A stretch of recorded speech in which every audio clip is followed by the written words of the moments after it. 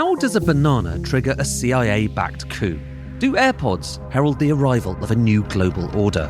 What do LED lights say about the future of humanity?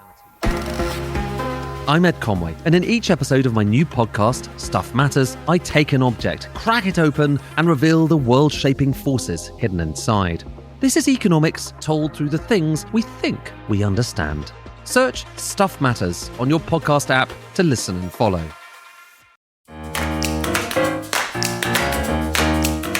Hello, good morning and welcome. It's Tuesday, June the 9th. Defence Secretary John Healey will today say that he's going to use national security to force more defence equipment to be built in Britain, as he argues this afternoon that Britain can still make the big calls it needs to defend itself in future. But after a messy, tense lead up to the Defence Investment Plan, does even he really believe that?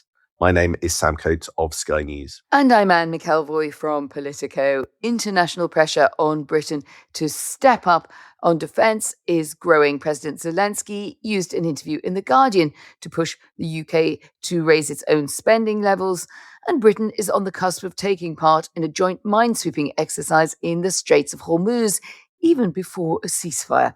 The NATO summit in Turkey, which Donald Trump may or may not attend, is just a month away. But a firm plan to raise UK spending and what to spend it on remains unclear. Yeah, it's just been so messy, this Defence Investment Plan. Reminder, podcast listeners will know this, but it was meant due last year in the autumn, still hasn't emerged. It could come in some form on Thursday, possibly in a cut-down version. But even that subject to 11th hour wrangling. I'm told it has to go to the presses at 12 today if it's to make that Thursday deadline. But what I keep being told is that there is deep unhappiness within the various services of what's likely to come.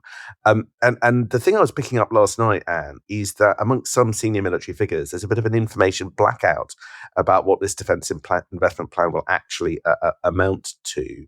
I'm told some of the individual service chiefs don't actually know the numbers in it, even though, as I say, it could be about to go to print. So that's the context. Now, we remember at Christmas time, the MOD said that there was a £28 billion black hole in the defence budget. But the compromise that's been arrived at seems to be somewhere in the region of 13.5 to 15 billion pounds. And the thing is, that's over a 4-year time horizon. So if you're going to split that down by year, that's a £3 to £4 billion a year boost, which, when you look at it in the overall scale of Whitehall and defence spending, isn't a huge amount. I am told Defence Secretary John Healey has been deeply unhappy about it and number 10 in recent days, although his team would deny that. We'll be able to judge for ourselves when he appears before the GMB Union Conference later today. And you've got sources all over this industry and this brief. What have you heard about what's going on right now between the MOD and the Treasury and number 10 in recent days? Well, I think there has been a kind of reverse pass the parcel, Sam. Each one of these entities and some of the players within them, and if you take the chiefs of the services, the MOD / John Healey, which is not quite the same thing, obviously, because he's the political face of a massive defence bureaucracy, and then you've got number 10. In each case, I think everyone else thinks someone else should have been getting on with it earlier. John Healey is often said in the MOD that he should have maybe got a grip on that department a bit earlier in his tenure. But that said, he's been incredibly active and proactive on the international stage. And I think he and his supporters would say he's been doing what a defence secretary should do, which is going out there, batting for Britain, creating those alliances. And there does seem to be a bit of a darkening of the mood between that group and number 10. And I think particularly a tendency that some have ascribed to the Prime Minister, say, why didn't you tell me about this earlier? You should have brought me solutions earlier. The next sort of group of critics would be those who say, well, true enough, that may be all true, and that's a classic to and fro with number 10. But, John Healey is a loyalist. He's a man of the party. He's been in the Treasury in previous jobs. Was he so kind of deeply embroiled in this machinery of state that he didn't bang the table, which is another way you could go about it, right? Which was sort of what someone described to me, one of the chiefs, calls the Ben Wallace model. You just make yourself so inconvenient that the question of raising spending comes onto the table a bit earlier. So you get the character of the Defence Secretary playing into this quite strongly. Well, today he wants to be on the front foot with this announcement that it's all going to be good for UK PLC, whatever happens in the investment plan. Yeah, one of the other problems we've got with the Defence Investment Plan is you've got Prince over the water syndrome. Look, it's plain both to the MOD establishment and to our NATO allies and global partners that we are quite possibly on the cusp of a change of prime minister. So the question is kind of what does Andy Burnham think and want? And I just think this idea that, for instance, number 10, number 11 are going to be able to raid the capital budgets of somebody like Ed Miliband, who is fiercely protective of his interests and his department, that you can take money away from him to give it to defence. Well, you do just wonder how long that would survive a sort of Andy Burnham government. So, there's an uncertainty about whether or not all of this is real. So unsurprisingly, I'm told our international allies are kind of going to Whitehall going, well, we need a bit of a readout about what happens next as well as what's happening now, because we don't understand what's going on in the UK. And there's another thing that will unnerve people, and this is one of those things that will probably be denied, but remains sufficiently known in Whitehall and Westminster to be factored into calculations, which is, for better or worse, even though John Healey's had a bumpy time with Keir Starmer recently, he's one of those cabinet ministers not thought to have a good relationship with Andy Burnham. The two names I keep hearing are John Healey and Yvette Cooper, who are not necessarily going to end up being Andy Burnham favourites. Andy Burnham stood against Yvette Cooper in that 2015 leadership contest. Some people don't think that the relationship ever recovered from that. And there's just apparently something about the chemistry or lack of it between the current Defence Secretary and the Metro Mayor of Manchester that doesn't quite work out. So that injects a new layer of uncertainty into the proceedings, whether or not we get the Defence Investment Plan on Thursday. It's a bit strange that John Healey shouldn't get on well with Andy Burnham, because Andy Burnham started his career on Tank World magazine. Oh, great fact. An awful lot about tanks. I've had occasion to discuss this with Andy Burnham in the past. So maybe can this podcast offer, beers all round. They can sit and discuss tanks and APCs together. Maybe this is the route. Before quickly segueing onto a music magazine and from there to special advisor to Tessa Jowl, there's some facts for you in return. I was going to say that is like an extra 5 points on University Challenge on Andy Burnham studies. Healey will give something of a crowd-pleasing speech today at the GMB, promising more jobs and more work for British companies. Now, he'll be telling the trade unions and through them the wider labour movement that there are going to be many more national security exemptions for defence contracts, although one would have thought quite a lot of those have been put in place in the last 3 to 4 years anyway. But I think what it really means, Sam, is more capabilities promised to be built in Britain, and that would, of course, be good, as he puts it, for members' jobs. I'm catching a whiff of British jobs for British workers, as Gordon Brown once put it, and John Healey will say that in large defence contracts, there will be requirements for subcontracts to be placed with UK-based companies or guarantee competition so that the UK is not shut out, which I think is actually, when you look at it, is a sort of codicil that just means you have the right to compete. It doesn't mean you got the right to get it. But that's me reading the small print there. I think the aim is for this to look like a win-win for the UK. But it must be said the defence industry does have some doubts and reservations on this, because it's fair enough politically to try to link defence investment to concrete outcomes and to jobs. But at the same time, trying to say that you're going to do more in the UK on very complex projects where you need a lot of input, you need lots of parts, the supply chain can be very difficult and is slowing down anyway because of the fraught global situation and the reservations about getting things from China that we maybe once have gone ahead with.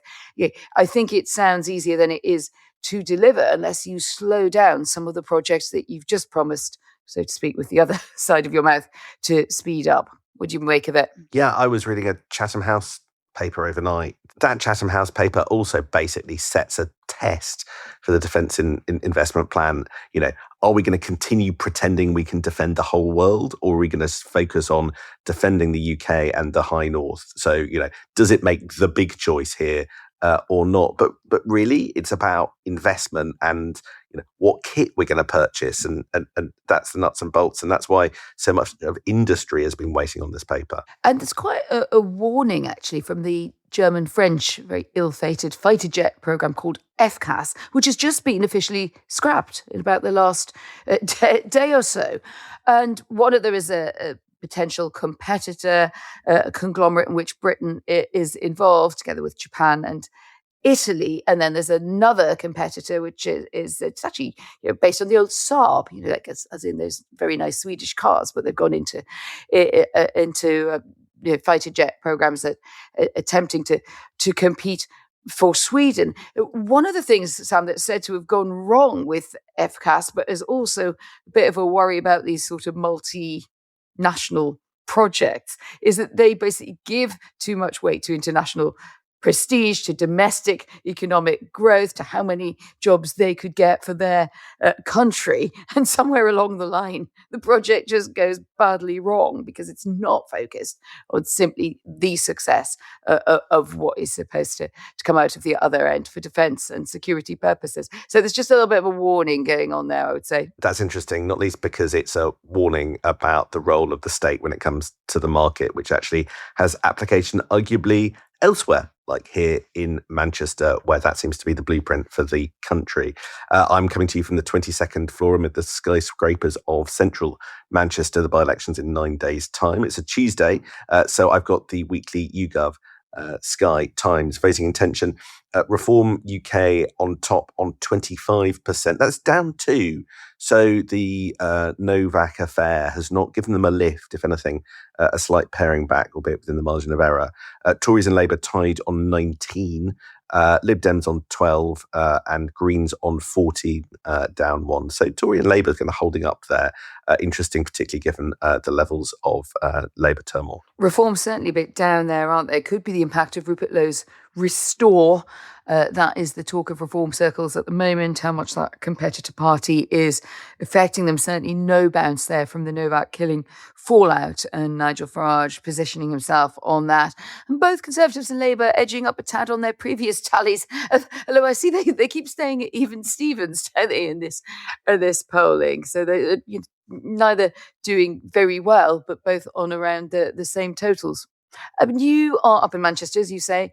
What are you picking up? Right, I've spent almost 36 hours here in Manchester, not in the large part in Makerfield, but ranging across greater Manchester, where Andy Burnham's been mayor for the last 9 years, all sorts of conversations with people who've worked with him and for him. I'm very struck by the sort of the vibe is that the by-election for Labour seems more or less in hand. They're not complacent, but more or less it's on track, and I'm not getting very many red warning signals. But nobody in Labour circles who I'm talking to seems to have much of a clear idea what happens at 10 o'clock on June the 18th onwards. Andy Burnham's reputation will be set by what happens in the hours after that victory, if it is a victory. What does he say about Keir Starmer and a challenge? Does he stay in Manchester or go to London? How does he respond to the fact he's just created a mayoralty vacancy? Does he publicly ask for talks with the PM? There's lots of chatter about that at the moment, but does he or doesn't he? And when and how does he do so?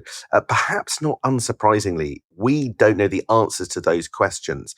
But what is unnerving some people is that nobody's sure who's drawing up the answers to that question. Who is the team? Who's running the team? Who will his chief of staff be? Because people are sceptical that it'll be one of the MPs who's running the by-election, and by all accounts they're running the by-election well. But MPs typically aren't chief of staffs because they've got other jobs. Some might end up in cabinet. The campaign insists to me Sue Gray isn't involved. She's friends with Andy Burnham, but doesn't have any kind of formal planning role, although I think she's been making calls to Whitehall. But And here's one of the sort of slightly bigger problems here with Andy Burnham. There aren't many long marchers, specifically political long marchers. He doesn't have an extensive circle of allies who know him well to draw on beyond his long-term aide, Kevin Lee. And, this suggests Andy Burnham's going to have to put together a team while the plane's in the air, but consisting of people he doesn't know terribly well. And it's all a little bit opaque. So that's the thing I think that I'm picking up at the moment. Who is going to help Andy Burnham deal with the much trickier things from 10 o'clock on June the 18th? And that's an opportunity, isn't it, for Keir Starmer, if you're one of the please stay Keir groupings, while you're seizing on every bit of uncertainty as Burnham makes his moves. And there are lots of stories around today about Downing Street's efforts in this regard, including my Politico colleague, Dan Bloom, who has heard that junior ministers around the cabinet table have clearly been in touch with the Prime Minister, or he's been reaching out to them to say that he will fight for their jobs, which is another way of putting it, right? Because there are certainly some people who will be fearing getting shuffled out in the event of the march of Burnham. Whether that has any real result in the long, the short term now, in terms of retaining Keir Starmer, remains to be seen. But I think what stands out here is that the Prime Minister wants us to know that he is serious about attempting to stay, and that just adds another level of problem, doesn't it, for Andy Burnham? How does he handle that? Now, I know that Burnham is going to be doing an event today on neighbourhood policing, and one of the things that I think we're beginning to see there is that shift. Burnham obviously knows a lot about policing, a lot about Manchester, but there's a bit more of emphasising, or at least this is the way I'm seeing it, is the kind of slightly more socially conservative, almost blue Labour-ish rebranding away from the old soft left as possibly red wall friendly, or possibly because he knows at some point he may be having to talk to the whole country and not just those factions to the left of Keir Starmer who wanted to have him in office. So I don't know if that's something you're observing on the ground there, Sam. Completely. Look, he gave an interview to BBC Manchester yesterday where he was talking about broken Britain. He was talking about, the issue of small boats, suggesting that the country isn't functioning properly, right? That's the kind of language that we get from reform quite often. He was arguing that fewer asylum seekers should be housed in deprived areas, and making the point local authorities are often just not consulted at all about where asylum seekers are placed. And, he's already said he's going to sort of look again at the system of contracts here. But one phrase absolutely leapt off the page of the transcript, where he said, I do agree with Farage. What we've got to get back is a sense of order. I agree with Farage. Right, there you've got it. He's saying things are broken. I agree with Farage. I think actually it's a sign of his confidence that he's feels able to go there on certain issues. I suspect there will be some discomfort in Labour circles at him choosing to do that. But I think you're completely right. Andy Burnham, possibly economically a little bit more liberal, but socially, we're starting to feel this idea of him being a bit more socially conservative. Blue Burnham, you heard it here first. We'll be back tomorrow. There'll be cabinet and all sorts today to bring you details from a nest of singing birds, I'm sure, just like this podcast. See you tomorrow. See you in the morning.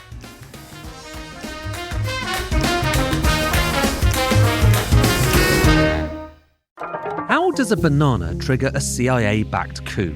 Do AirPods herald the arrival of a new global order? What do LED lights say about the future of humanity? I'm Ed Conway, and in each episode of my new podcast, Stuff Matters, I take an object, crack it open, and reveal the world-shaping forces hidden inside. This is economics told through the things we think we understand. Search Stuff Matters on your podcast app to listen and follow.